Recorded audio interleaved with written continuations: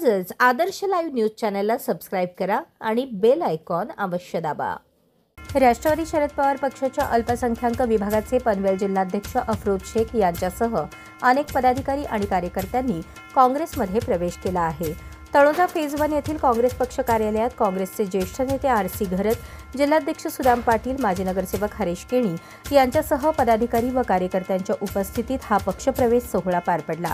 यावेळी माजी नगरसेवक हरीश केणी म्हणाले की सध्या मोठ्या प्रमाणात काँग्रेसमध्ये पक्षप्रवेश होत असून काँग्रेसची ताकद दिवसेंदिवस वाढत आहे। महापालिका निवडणुकीसाठी काँग्रेसमध्ये अनेक जण उमेदवारीसाठी इच्छुक असल्याने स्वबळावर लढणार का या प्रश्नावर जिल्हाध्यक्ष सुदाम पाटील यांनी सांगितले की भाजपला पराभूत करण्यासाठी महाविकास आघाडीतील घटक पक्ष 2 पावले मागे घेईल आणि भाजपला सत्तेपासून दूर ठेवू असा विश्वास त्यांनी व्यक्त केला। काय एक वेळ, एक 15 दिवस, 8 दिवस, महिनाभर तुम्ही लोकांना बेवकूफ बनवू शकता। आज एक टर्म झाली 5 वर्षे, चला आज नाही पुन्हा आजचे दिन, 10 वर्षे झाली अजून आजचे दिन, आता तिसरी टर्म झाली तरीही लोकांना आजचे दिन येत नाही। आणि ज्या पद्धतीनं राहुलजी देशामध्ये नफरत की बाजार में मोहब्बतची दुकान घेऊन चाललेत आणि हे सगळे शिकलेले लोक आहेत, येडी नाही तो धर्माच्या नावाखाली भांडणारे। यांना देशाची स्थिती कळते का देश कोणाच्या हातात द्यायला पाहिजे, देश कोणाच्या हातात सुरक्षित आहे। निवडणुका येतील जातील, हार होणार जाणार, हा त्या निवडणुकीपुरता आपलं काम नाही, पण लोकांपर्यंत जात असताना लोकांना जो अभिप्रेत आहे, लोकांना जो हिंदुस्थान भारत अभिप्रेत आहे तो देण्यासाठी हरीशजी केणी असतील, अफरोज भाई असतील किंवा आमचे बाहेर गेलेले काही सहकारी ते पुन्हा येतात, मग ते मल्लिनाथजी असतील, प्रेमाजी असतील आणि हे लोक नसताना ज्यांनी गड सांभाळला म्हणजे पडत्या काळामध्ये ते आमचे बबनजी केणी असतील, विजयजी केणी, आमचे नोफिलभाई असतील, अंकुशजी असतील, ही सगळी मंडळी यांनी ते होप सोडले नाही।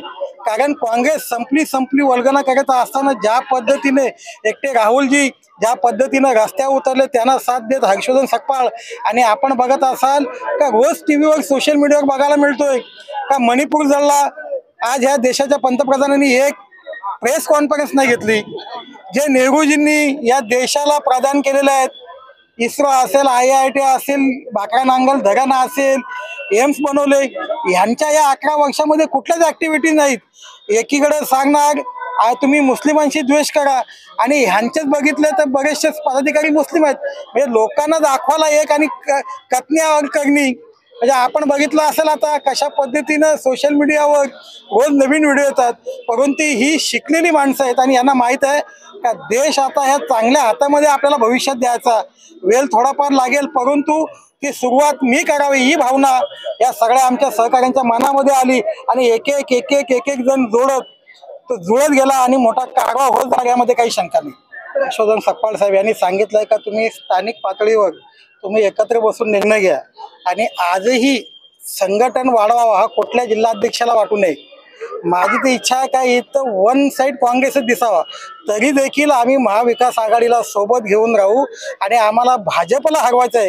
त्याच्यामुळं आम्ही 2 पावलं मागं पुढे करून समाधानकारक आम्ही आमचे उमेदवार पदरात पाडून घेऊ आणि महाविकास आघाडी म्हणून भाजपला सत्तेपासून दूर ठेवू, एवढा विश्वास आपल्याला आपल्या माध्यमातून द्या। तशी वेळ आली तरी पण आम्ही सगळे महाविकास आघाडीचे घटक 2 पाऊल मागे येऊ। आम्हाला भाजप आमचा शत्रू आहे, महाविकास आघाडी आमचा शत्रू नाहीये, आमचा शत्रू भाजप आहे। त्याच्यामुळे आम्हाला भाजपला हरवायचं आहे, आम्ही सगळे 2 पावलं मागे येऊ आणि भाजपला हरवू। त्याचे काही सहकार्य आहेत, म्हणजे रोजचाच आज तुम्ही बघतो एक महिनाभरात एक 7 दिवस असो 10 दिवसात रोजचाच प्रवेश चालू झालेला आहे काँग्रेस संघटन। तुम्ही बघत असाल प्रभाग 3 मधून दर 7 दिवसात एक प्रत्येक ठिकाणी प्रवेश होत चाललेला आहे। त्यामुळे नक्कीच काँग्रेसची जी ताकद आहे पहिलेपासून होतीच, काँग्रेसची ताकद फक्त ती सुप्त अवस्थेत होती, पण आता एकदम जागृत झालेली आहे आणि प्रभाग 3 मध्ये काँग्रेसची ताकद आता मजबूत होती। प्रभाग 3च नाही पूर्ण तालुक्यात आता आमचे नेते आर.सी. घरत साहेब असो, आमचे जिल्हाध्यक्ष सुदामजी पाटील, आमचे सर्व सहकाऱ्यांच्या माध्यमातून काँग्रेसची जी ताकद आहे प्रभाग 3 नाही पूर्ण तालुक्यामध्ये आज ताकद वाढत चाललेली आहे। पनवेल महापालिका क्षेत्रात बरेचसे प्रश्न आहेत, महत्वाचा प्रश्न पाणी आहे। पाण्याच्या बाबतीत आम्ही काल परवा आंदोलन केलेलं आहे, पूर्ण तालुक्याभर त्याचे आंदोलन मग आम्ही केल्यानंतर कळंबोली या ठिकाणी आघाडीच्या माध्यमातून त्या ठिकाणी आंदोलन झाला आणि इतर प्रश्न आहेत, रस्त्यांचे प्रश्न आहेत, इतर ह्या शहरातला विविध प्रश्न आहेत, प्रदूषणाचे प्रश्न आहेत, बेरोजगारीचे प्रश्न आहेत, वेगवेगळ्या प्रश्नांच्या माध्यमातून काँग्रेस पक्ष हा त्या ठिकाणी आंदोलनाच्या माध्यमातून ह्या जनतेचे प्रश्न सोडवण्याचा प्रयत्न करील. आज नव्यानंच तुम्हाला समोरच दिसतो घोट आणि जो ग्रामीण भाग आहे तिथे मोठ्या प्रमाणात ओश्या शिश्या दिलेल्या आहेत. आज आपण घोट परिसरात गेले तर तिथल्या जे नव्याने राहण्यासाठी जे नागरिक आले त्यांच्या पाण्याच्या बाबतीत प्रचंड हाल आहेत. म्हणजे इथे शिडको ठीक आहे, आपल्याला 2 दिवसात 3 दिवसात पाणी तरी मिळतो, तिथे पाणीच नाही.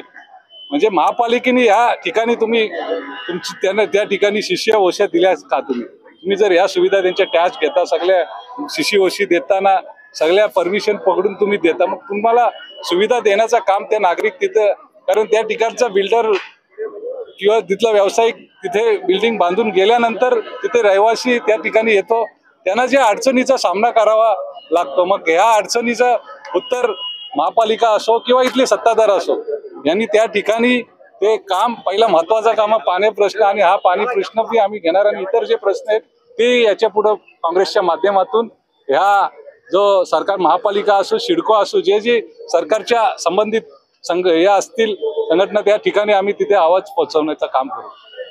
आज आपण पाहत आहात की जो देशभरामध्ये बदलाव चालू आहे, मला अतिशय आनंद आहे की देशभराची जोरदार दमदार सुरुवात ही खारघर तळोजा एरियात होत आहे. आणि मी एवढंच सांगेन की या ठिकाणी जेवढ्या महिलांनी आज प्रवेश केलेला आहे, एक लक्षात ठेवा, जेव्हा एखादी महिला एखाद्या बदलावात जेव्हा सहभाग घेत असते तेव्हा निश्चित देशात सुद्धा बदलाव होत असतो.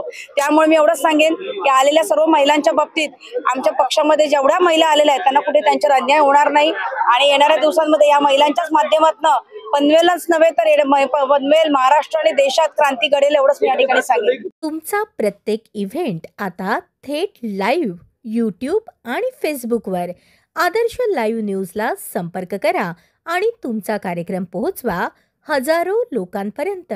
संपर्क अक्षय कांबळे 96 19 88 00 95 आणि 96 53 11 95 23.